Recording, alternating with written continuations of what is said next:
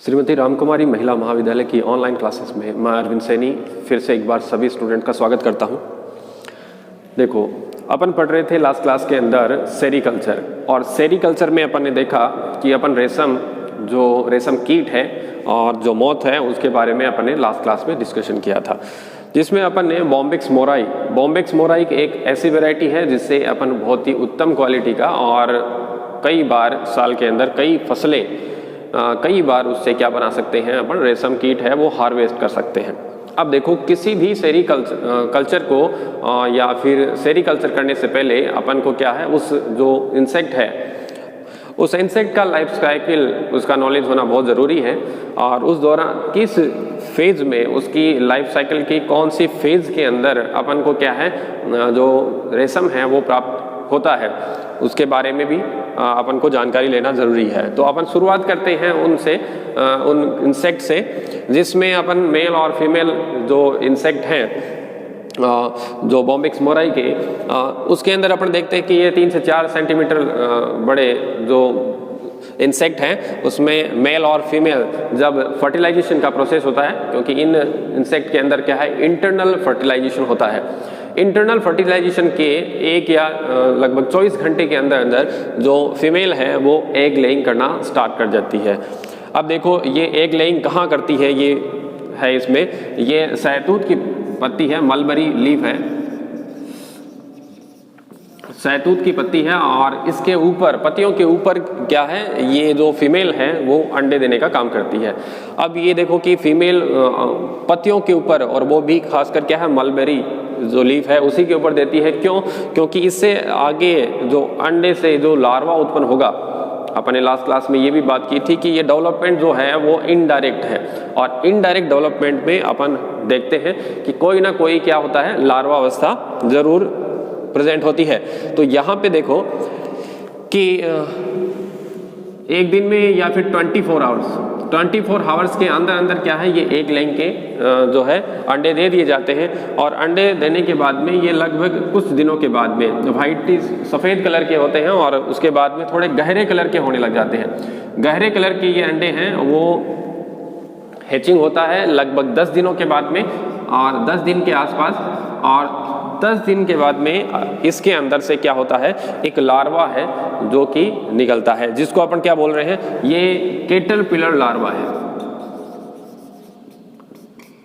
Caterpillar. अब देखो, caterpillar larva है और अपन को केवल इसी की परवरिश करनी है इसके अंदर, क्योंकि अंडे देने का काम यहाँ तक जो एडल्ट जो इंसेक्ट हैं उनका काम केवल एग लेइंग का करने का काम है, और एग जो फीमेल है वो 400 से 500 एग है वो अपनी लाइफ में दे सकती है। और इन अंडों के हैचिंग या स्फोटन के बाद में जो लार्वा होगा, उस लार्वा को अपन को फीड भी करना होता है। इसको भोजन के रूप में क्या है, सहतूत की पत्तियों रिक्वायर्ड होती हैं, तो सहतूत की पत्तियों के पास में इनको रखा जाता है। अब इसके अंदर अपन देखते हैं कि ये जो फीड करता है, फीड के दौरान ये क्या मलबरी लीव्स को खाता रहता है, और साथ साथ में मोल्टिंग या निर्मोचन करता रहता है, और ये तकरीबन 1 महीने के अंदर 4 बार निर्मोचन करने के बाद में ये थोड़ा साइज में बड़ा हो जाता है, और उसके बाद में इसके जो हेड रीजन के ऊपर हैं वो जो ग्रंथियां हैं, जो लार ग्रंथियां हैं वो डेवलप हो जाती हैं। लार ग्रंथियों के अंदर देखें तो लार ग्रंथियों के अंदर से एक चिपचिपा पदार्थ है वो निकलता रहता है, और चिपचिपा पदार्थ है वो धीरे धीरे यही लार्वा अपने शरीर के ऊपर क्या है उसको लपेटना शुरू करता है। अब ये वाला प्रोसेस है, इस कैटरपिलर लार्वा को अपन को क्या है रखने के लिए जो बहुत सारी जो रिक्वायरमेंट होती हैं, जो अपन एक आर्टिफिशियली कल्चर करने वाले हैं, जिसके अंदर इनको रेयरिंग केयर जो रखने की टोकरियाँ वगैरह हैं, और बाकी की जो मलबरी लीफ है वो परोसने के लिए जो फीडिंग ट्रे वगैरह है, वो सारी ज़रूरतें इस कैटरपिलर लार्वा के लिए पूरी करनी ज़रूरी है। मैच्योरेशन धीरे धीरे इसके अंदर परिपक्वन होता रहता है, और ये इसकी जो लार ग्रंथियां हैं वो परिपक्व हो जाती हैं, तो इससे जो लार ग्रंथियां हैं वो लिक्विड मटेरियल के रूप में निकलती है, जिसके अंदर लगभग क्या है 25% के आसपास क्या होता है, प्रोटीनियस सब्सटेंस ही होता है, और लगभग 25% के आसपास क्या है, उसमें जिलेटिनी पदार्थ होता है। और जैसे ही वो लार ग्रंथि से वो जो लिक्विड या तरल भाग निकलता है, वो सूखने के बाद में क्या हो जाता है, दृढ़ हो जाता है। अब अपन देखते हैं, देखो इसके अंदर से लार ग्रंथियों से क्या होता है, जो लिक्विड है वो निकल के और धीरे धागीनुमा संरचना के रूप में क्या है, इसके ऊपर लपेटा जाता है। लपेटने से क्या है, ये जो संरचना है पूरी की पूरी क्या है, अपनी लार ग्रंथियों से धागीनुमा संरचना से ही लपेट के अपने आप को घेर लेता है ये। और जीव किसके अंदर बंद हो जाता है, जीव एक गोलाकार संरचना जो कि क्या है, क्या कहलाती है, कोकून कहलाती है, और इसको अपन बोलते हैं कोकून।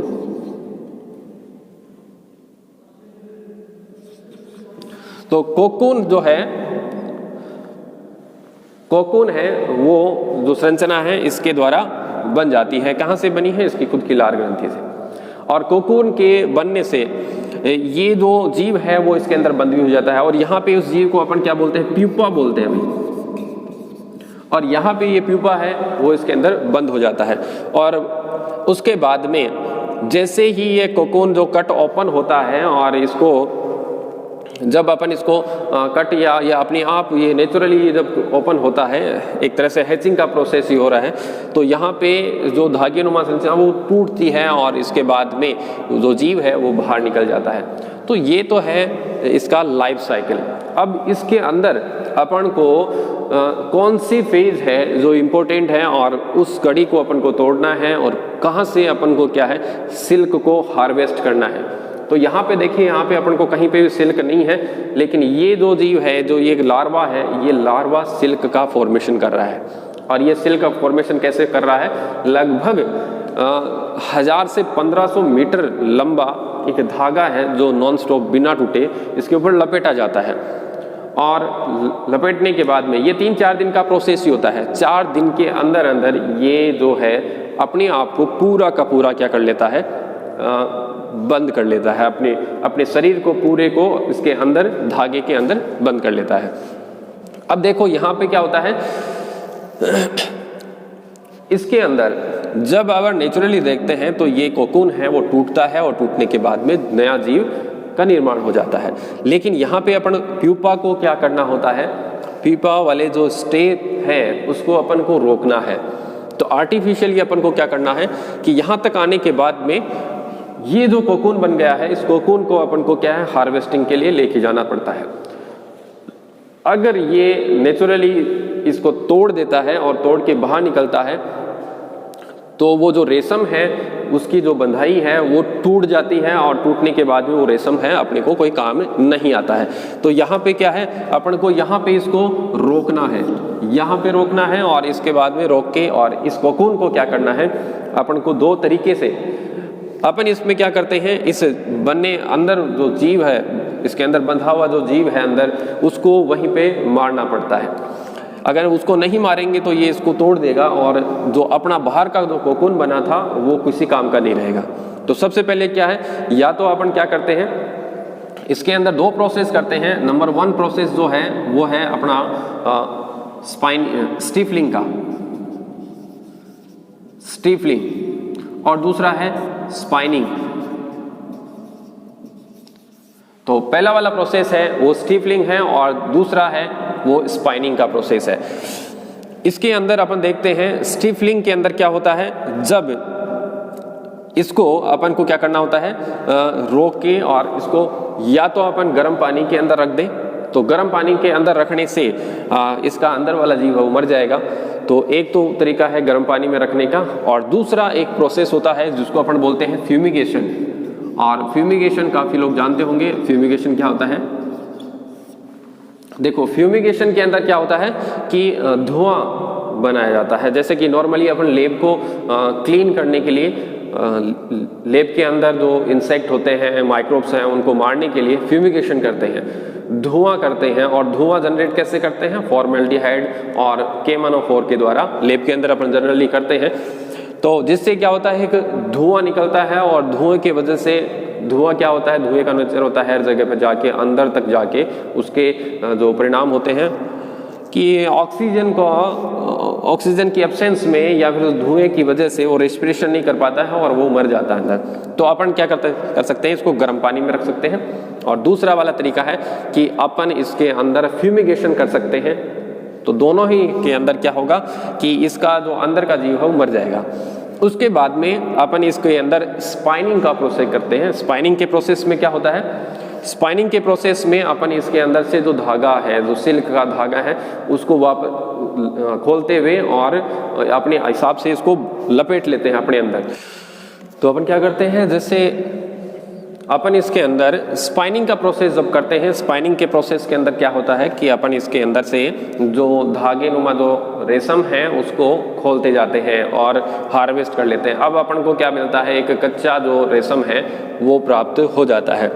कुछ एक जो कोकून है उनको अगर अपन को क्या है सेरिकल्चर का प्रोसेस को आगे बढ़ाना है और ये जीव भी अपन को चाहिए और अंडे भी चाहिए, तो कुछ एक जो कोकून है उनको अपन अलग से रख लेंगे और उसके जो डेवलपमेंट को रोकेंगे नहीं और डेवलपमेंट आगे चलता रहेगा और जीवों का निर्माण होता रहेगा। यहाँ पे अपन देखते हैं कि अपने पास में क्या आया, लगभग ये 25,000 अगर कोकून आपके पास में है तो लगभग 500 ग्राम के आसपास ही आपके पास में क्या बनेगा, जो सिल्क है वो प्राप्त होता है। और इसके अंदर एक जो कोकून होता है लगभग 2 ग्राम के आसपास होता है। एक कोकून का भार है वो लगभग होता है 1.8 से लेकर 2.2 ग्राम के आसपास होता है। ठीक है, तो इसके अंदर अपन देखते हैं कि अपने 2 प्रोसेस हुए, स्टीपलिंग और स्पाइनिंग का प्रोसेस, जिससे अपन को क्या है, एक रो या कच्चा जो सिल्क है वो प्राप्त हो जाता है। अब इसके बाद में अपन जो है, तो इस मेथड के अंदर जो प्रोसेस में अपन को क्या क्या रिक्वायरमेंट की जरूरत पड़ती है उसकी बात करेंगे। तो सेरिकल्चर में जो अपन को रिक्वायरमेंट क्या क्या चीज़ें चाहिए और उसके बारे में अपन देखेंगे। तो सबसे पहले अपन देखेंगे तो जो उपकरण या फिर क्या क्या उसमें रिक्वायरमेंट होंगी जो मैंडेटरी हैं, उसमें सबसे पहले अपन बात करेंगे कि जो आवश्यक या उचित स्थान है, तो प्रॉपर जो प्लेस है, तो आवश्यक जगह, जो प्लेस होगा, जगह होगी, वो बहुत ज़रूरी है। क्योंकि अपन ये सेरिकल्चर का प्रोसेस है, नेचुरली ये सेरिकल्चर का प्रोसेस है प्लांट्स के ऊपर ही होता है। तो अपन देखते हैं कि जहाँ पे जो मलबरी या सहतूत के जो प्लांट्स होते हैं उस बगीचे के अंदर या गार्डन के अंदर जहाँ पे ये पेड़ पौधे काफ़ी लगे रहते हैं, नेचुरली वहीं पे ये प्रोसेस होता रहता है, जिसमें अपनी जो हार्वेस्टिंग है वो काफ़ी प्रभावित होती है। उसमें अपन को कोकून है काफ़ी टूटे हुए और जो कैटरपिलर लार्वा हैं वो भी बहुत सारे पक्षियों द्वारा खा लिए जाते हैं और उनके अंदर अपन को काफ़ी नुकसान हो सकता है। तो अपन क्या करते हैं, इसको एक बंद कमरे में करते हैं। तो आवश्यक जगह के रूप में क्या है, अपन को एक क्लोज रूम चाहिए और जहाँ पे काफ़ी अच्छी वेंटिलेशन हो और वहाँ का जो टेम्परेचर वगैरह अपन मेंटेन कर पाए। क्योंकि टेम्परेचर मेंटेन करने के लिए उसमें अपन को प्रोडक्शन की या फिर जो अपना जो हार्वेस्टिंग है वो प्रभावित होता है। उसके अंदर कोकून के अंदर जो सिल्क की क्वालिटी है वो भी प्रभावित होती है। तो अपन क्या करते हैं, पहले तो क्या है, अपनी आवश्यक जगह है जो वो बहुत ज़रूरी है। 2 नंबर पे अपन देखते हैं कि अपने को जो कोकून ट्रे चाहिए होती है। कोकून ट्रे के अंदर क्या करते हैं, अपन उन कैटरपिलर लार्वा को रखते हैं जिनको अपन को क्या है साथ में 3rd नंबर पे अपन फीडिंग ट्रे भी बोल सकते हैं। फीडिंग ट्रे, कोकून ट्रे के अंदर क्या है, कोकून को रखा जाता है और फीडिंग ट्रे जिसमें कैटरपिलर लार्वा फीड करता है क्या, सहतूत की पत्तियों को। तो सहतूत की पत्तियों को अपन को तोड़ के जो सहतूत के प्लांट हैं वहाँ से तोड़ के इनकी जो ट्रे है उनके अंदर डाला जाता है। और उसके लिए जो अरेंजमेंट है अपना रूम का, अपन एक तह के ऊपर ही अगर फर्श के ऊपर ये सारी चीज़ें करेंगे तो काफ़ी ज़्यादा जगह और बहुत सारे रूम अपन को चाहिए होते हैं। तो अपने को क्या चाहिए, उसके अंदर स्टेक चाहिए जिसको अपन मचान बोलते हैं, कि एक लेयर और उसके ऊपर एक लेयर और भी बनाई हुई जिसकी वजह से क्या है कि बहुत सारे जो फीडिंग ट्रे हैं वो एक के ऊपर एक रखे जा सकते हैं। तो अपन को यहाँ पे जो स्टेक है या फिर मचान जिसको बोलते हैं, उनकी आवश्यकता होती है। अब देखो यहाँ पे कि उसके बाद में अपन को इसके अंदर और क्या क्या ज़रूरत पड़ती है। मलबरी रीफ है जो कि सब अपन को पता ही है, वो इसमें अपन नहीं लिखेंगे फूड के रूप में कि शहतूत की पत्तियों की आवश्यकता होती है। साथ में अपने को इसके अंदर एक हाइग्रोमीटर जो रूम में है वो ज़रूरी है लगाना। हाइग्रोमीटर आर्द्रता मापी होता है, वो अपन को इसके अंदर लगाना बहुत ज़रूरी है, क्योंकि ह्यूमिडिटी है वो इसके जो लाइफ साइकिल को है प्रभावित करती है, लार्वा को प्रभावित करती है। तो अपन को इसके अंदर एक रूम टेम्परेचर भी मेंटेन करना होता है। 6 पे अपन थर्मोमीटर भी लिखेंगे। ये दोनों ही आवश्यक है। और यहाँ पे हाइग्रोमीटर क्या है, जो कमरे की जो ह्यूमिडिटी है उसको अपन को बताता रहता है और ह्यूमिडिटी को अपन को मेंटेन रखना होता है। थर्मामीटर के अंदर अपन को क्या है, टेम्परेचर का पता चलता है और अपन को इसके अंदर 23 से 27 डिग्री सेल्सियस के बीच में ये टेम्परेचर है वो अपन को अगर मेंटेन कर पाए तो अपन को जो प्रोडक्शन है वो काफ़ी अच्छा मिलता है। इसके अलावा अपन को यहाँ पे फ्रीज की भी आवश्यकता होती है, क्योंकि अपन आने वाले जो आगे का जो प्रोसेस है, आगे नेक्स्ट जो सेरीकल्चर का प्रोसेस करेंगे उसमें अपन को क्या चाहिए, जो एग चाहिए उनको स्टोर करने के लिए अपन को क्या है, ये जो फ्रीज की भी आवश्यकता होती है। और साथ साथ में अपन को एक ओवन की भी आवश्यकता होती है। ठीक है, तो ये इसके अंदर क्या है, अपन जो सेरीकल्चर का प्रोसेस करेंगे उसके अंदर अपन को ये चीज़ें रिक्वायर्ड होंगी। इसके बाद अपन इसके डिजीज की बात करेंगे।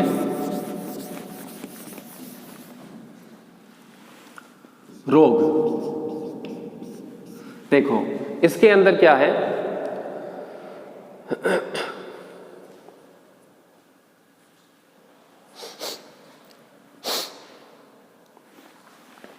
हाँ, इसके बाद में अपन रोग की बात करेंगे। और रोग के अंदर अपन देखें तो प्रोटोजोआ, एक प्रोटोजोआ जो है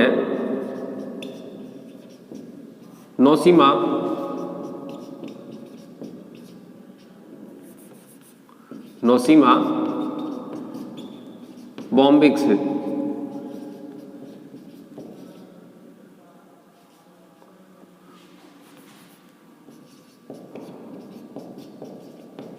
बॉम्बिक्स जो है एक प्रोटोजोआ है नोसिमा बॉम्बिक्स, जो कि इस कैटरपिलर लार्वा के अंदर क्या है, एक डिजीज कोज करता है जिसको अपन पेब्रिन के नाम से जानते हैं। तो पेब्रिन अपन को याद रखना है, एक पेब्रिन रोग है, रोग का नाम है। और किससे फैल रहा है, प्रोटोजोआ जो नोसिमा बॉम्बिक्स है। और ये एक जो रोग है ये मेगट के द्वारा फैलता है, मेगट रोग है जो कि मक्खी के द्वारा फैलता है, मक्खी के द्वारा फैलता है। और यहाँ पे क्या है कि ये काफ़ी इंपॉर्टेंट है, कई बार पूछा हुआ है, पेब्रिन रोग जो है वो किससे होता है, प्रोटोजोआ से। तो इसके मुख्य रोग यही है, मक्खी के द्वारा फैलता है ये। और इसमें कुछ वायरस जो है, वायरस जनित रोग भी होते हैं। तो इसके प्रोडक्शन को बढ़ाने के लिए अपन को क्या है, खासकर प्रोटोजोआ और वायरस और कुछ कवक रोग भी जो हैं इसके अंदर मिलते हैं।